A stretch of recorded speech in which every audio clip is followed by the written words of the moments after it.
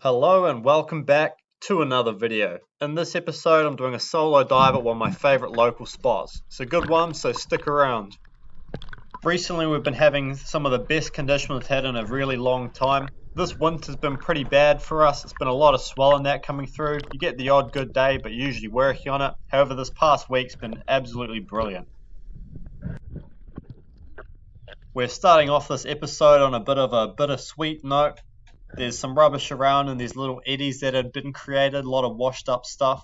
So I'm taking a bit of time out of my day to clean it up, give back to the ocean. Everyone who dives takes from the ocean, but not everyone gives back. So I try and make an effort to clean up while I'm out there. Doesn't take too much time and it really makes a difference. Really hurts to see rubbish out in the ocean. So if you feel the same way, do something about it. If you see rubbish the next time you're out diving, I'd encourage you to take a dive, pick it up, get it out of the ocean, not just swim over and have a look at it. Karma will reward you. Guaranteed, it's worked for me. This day there were quite a few pori hanging out in the shallows, just in the kelpy bits, having a feed, chilling out. These fish have a lot of character. They seem to spook easily, but they'll never really fully swim away from you. They'll get scared, dart off a little bit, come back and check you out. A really curious fish. I didn't like seeing these because they're not very good to eat. You can eat them, but they're not very good. I used to be like, oh, I'd rather see like some other better eating fish, but they're just cool to see around, you know. Things like red moki and that, even though you're not going to shoot and eat them, they're just cool to see. Fish are cool regardless of what type they are. It doesn't have to be all about the kingfish and the snappers and stuff you're going to shoot and eat. It's about everything. Get out there and enjoy it. It's not just what you're going to eat. Here is another example of a cool non-target species.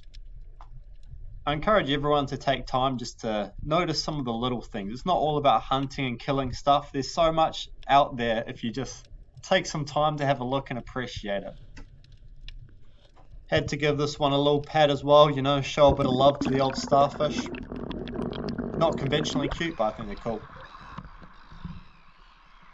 These birds are terns. They make quite large yearly migrations. They only stop by New Zealand for a short time. This next dive is just another one checking out the little things and taking the time to enjoy them. So I noticed there were quite a lot of wrasse species in this spot. You got butterfish, you got banded wrasse, you got spotted wrasse. Just a cool little variety of creatures here. Back to the terns, these are sometimes called sea swallows because they're very angular shaped compared to like a seagull or something like that. I think that name fits them quite well. Eventually I managed to find the spot where all the fish were hanging about. Managed to swim across quite a good school of kahawai. So instead of swimming directly at them, I just make a drop straight down to the bottom because I know they're going to get quite curious at that. So I get right to the bottom on top of this rock, and when I look up, fish everywhere. Such a nice sight to see.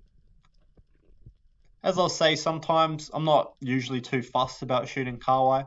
I'm more interested in waiting for something special to swim out of the school. I catch a lot of kahawai on rod and reel, so there's really no need for me to do this when I can just head down to the wharf pretty much any night and catch one. So I just like watching them. They're really cool fish.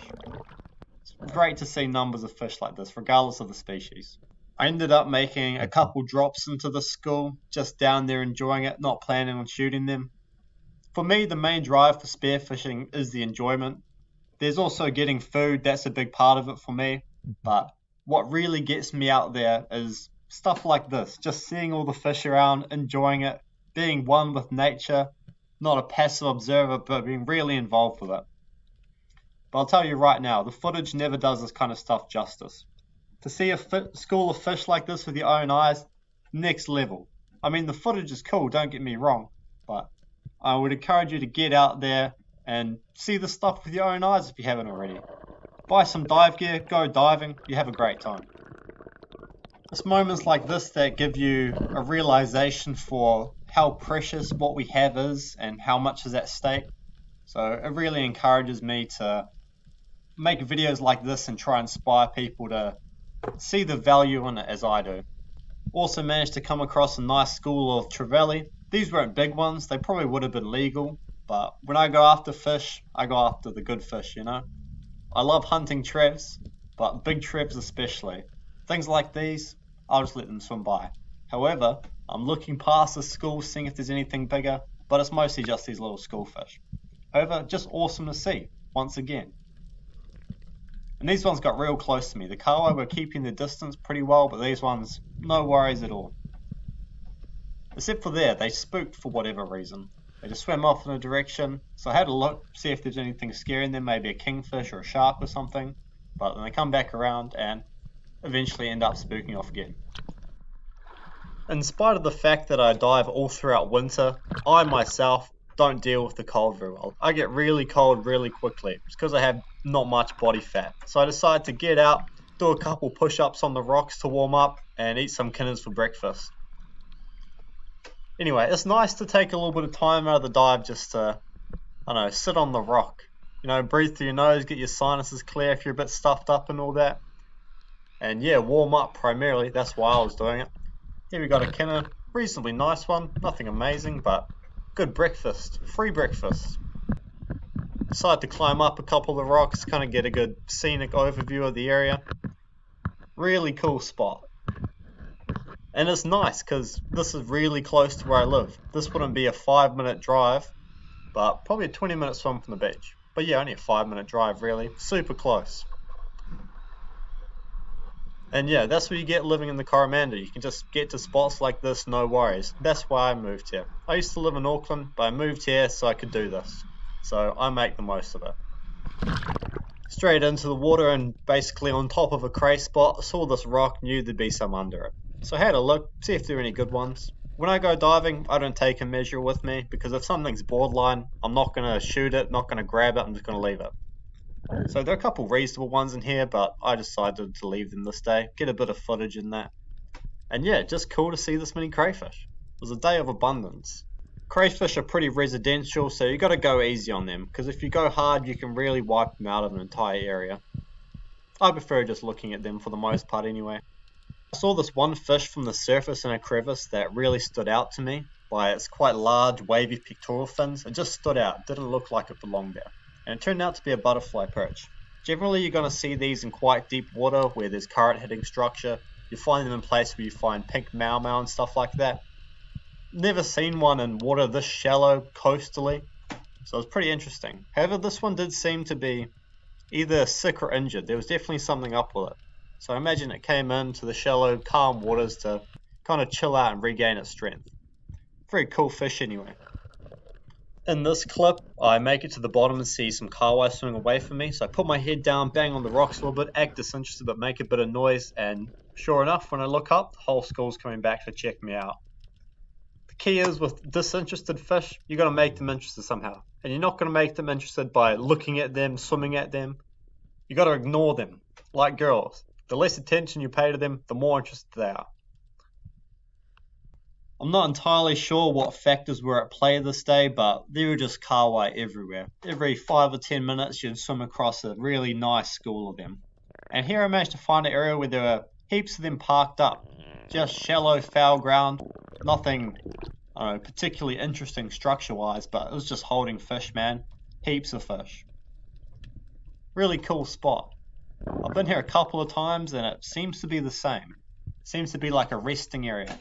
Especially for Kahawai and Trevally. I always see Trevally when I'm here, but it's predominantly Kahawai. Once again, I am totally happy just watching and enjoying these fish. Just being down there, watching them, that does it for me. That's epic. But at the same time, I'm waiting for a Trev to stick its head out.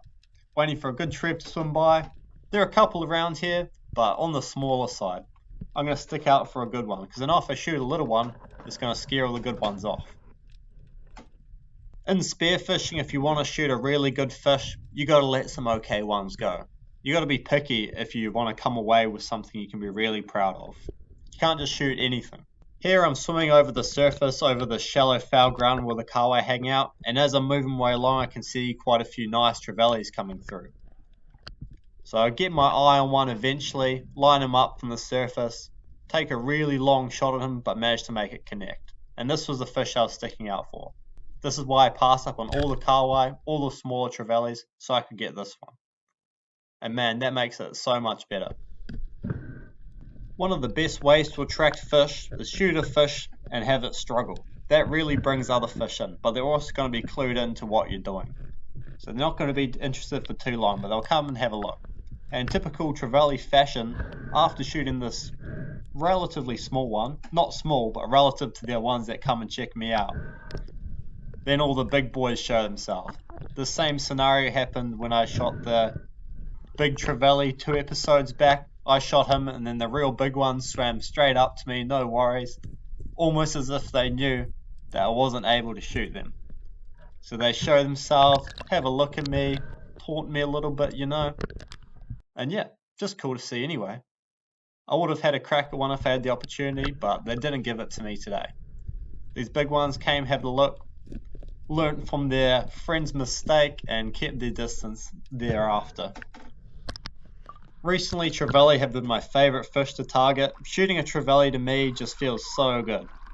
They really make it hard for you a lot of the time. The big ones anyway. Man, just a real rewarding fish. They always get me super excited. Seeing a good Trevally, that gets my heart beating like nothing else at the moment. I'll see a kingfish, see a snapper, but if I see a big Trevally, fuck man, that gets the adrenaline going. So I have quite a few dives over this area where I'd shot the Trevally and seen other ones hang out. You can see there's some reasonable ones. I would have shot these if I hadn't got one already, but I'm sticking out for those ones I'd seen earlier. I knew they probably weren't going to swing by and give me another chance, but it didn't hurt to try, you know? And anyway, I'm just down there enjoying it. Even though I'm not shooting something, once again, I'm just having a good time. This is what it's about for me. Shooting that fish, that was cool, but my biggest takeaway was just being down there and seeing all these fish and not shooting them. Just being really selective. I feel like one of the best ways to judge the skill of a spear fisherman isn't simply by the fish he shoots, but by the fish that he doesn't shoot. Let me explain. So an amateur, when they're first starting out, for example how I was, is when a fish gives you an opportunity, you're going to shoot it. Because you don't know if you're going to get another one, so you feel like you have to capitalize. But when you get to a certain point and you realize you can make these opportunities happen consistently, you don't have to take every opportunity, and you realize that there's going to be others. It's the abundance mindset. You got to believe that you're going to be able to get enough for a feed and let everything else pass, and not capitalize on every opportunity. Just let them come, let them go, and take only what you need and nothing more. Take only what you're stoked on, not just shooting fish for the sake of it. Not shooting fish because you feel like you have to prove something to yourself or anyone else. This next one might be a bit unusual to some people, but one of my favourite fish to hunt and one of my favourite fish to eat is the humble goatfish, often overlooked. On this dive I dropped down, almost land smack bang on top of it, but managed to get down to the bottom, act disinterested once again, and get it to come back into me. This was a really good size one. It doesn't really show on the video as these fish don't really get that big, to be honest. But yeah, just like a fantastic eating fish. My favourite way is to scale them and then cook them whole. Just like epic fish, man. They got a really unique flavour to them. So swimming off here, I think I've cooked my chance. He swims back in for another look, quite confidently to his disadvantage, and managed to get a shaft into him. But you'll see when I bring them up to the surface, these are some of the coolest looking fish, man. The patterns they have on them, phenomenal. Like the butterfish blue moko pattern, but all over their entire body, as well as red coloration. Red is the first colour lost from the visible light spectrum at depth, so when you're seeing one of these on the bottom, it doesn't appear red. It's only when you get them to the surface that you see how amazing they are, really. Like, have a look at this. Have a look at all those patterns across its body. Just beautiful. Like, how does something like that even evolve? That's beyond me. That is art. So after this point I decided I've got enough fish, so I'm starting to head back. Had a mean dive, but time to kind of wrap things up. But not before checking out another school of Trevally. Now these ones were a bit bigger than the last big school of them I'd counted. All legal fish, but once again, just not ones I'm stoked on. I kind of don't like shooting fish when they make it too easy for you, because for me, most of the thrill is in the hunt. If a fish acts really cagey and difficult and makes you really work for it, those are the fish I like shooting. However, these ones are just swimming up to me. Could have shot one, no worries, but just didn't want to, no interest. On my way back in, I managed to swim back over this kind of area where there was a lot of debris gathering, including, unfortunately, a lot of plastics. So I took a couple dives to pick things up. It was mostly small bits in this area, unfortunately, and there were some really small pieces that I just didn't have the time to pick them all up. It's a real shame, because it's the small plastics that really do the damage. Something large like that flipper I picked up earlier, there's no way a fish is going to eat that. But it's just like the little bits of wrappers and plastic that there's a realistic chance that something's going to eat. So don't throw things into the ocean, because it's just sad, man. Like, there is so much at stake, as you saw in this video. There's so many fish out there, but it's probably not going to be that way forever, unless we change how we act at a large scale. If we continue along the way that we're doing things now, there's just going to be nothing left, man. And that's why I make videos. I make videos to kind of show what's important to me, so you can find value in it as well. And then we can all work together to change the fate of the oceans and the world as a whole and make it a better place. Not just for us, not even primarily for us, just for all the fish, all the kelp, all the crabs, all the starfish, everything. This isn't our planet. We're just another part of it. It's not ours. I also decided I haven't had my fill of kinner for the day, so on my way back in, I grab a few more. Quite a nice thing to kind of offset the amount of fish you're taking out of the ocean, because there's plenty of kinners around, and we can all contribute to the kinner barons by getting a couple of them out there and eating them. Shortly after that, I managed to run into an octopus. These creatures are amazing. There's nothing else quite like them. So I took a couple drops to check them out. So you may have noticed that a lot of my channel branding is based on octopuses, and while they're not my favorite sea creature, I would say those are sharks. I do really love octopuses, and I feel like they're quite distinct. Like, fish are a very ingrained part of the ocean, but octopuses, they seem different, almost alien in a way. And that's kind of the way I see myself, as an intelligent being that is adapted to the ocean environment, but not necessarily a fully ingrained part of it. As divers, we are distinct. We're not entirely a part of the ecosystem, however, we do belong in some sort of a way. And that's why I've chosen octopuses as a way to kind of represent myself online. And yeah, they're just cool, man. Like, have a look at the way it moves around. So it can move its tentacles to move. It can also use its head by like expelling water through jets in the side, as you'll see shortly. And yeah, they're just epic. And don't get me wrong, they are tasty as well. I have eaten quite a few octopuses in the past, and will continue to do so as much as I do like them. But yeah, this one, I let him just swim. Just admired him, spent a bit of time with him, and enjoyed his presence. And I'm sure he gained something from it as well. They're smart animals. And with that, I'll conclude this video. I'd like to thank everyone who watches these for spending the time to kind of contribute to the mission that I'm out to achieve, and especially the people that leave comments. It fills me with so much joy and satisfaction when people say things like, "Hey bro, I'm enjoying the videos you're putting out. I can appreciate the message that you're trying to put out into the world," stuff like that. It really kind of gives validation to what I'm doing and feel like I'm making a difference, which is why I'm doing this. I want to make a difference. I don't want to just be another diving YouTuber that kills fish. I want to make a positive difference, and I feel like I'm doing that. So thank you everyone for helping me do that and achieve that mission. Thanks for watching, and I'll catch you on the next one.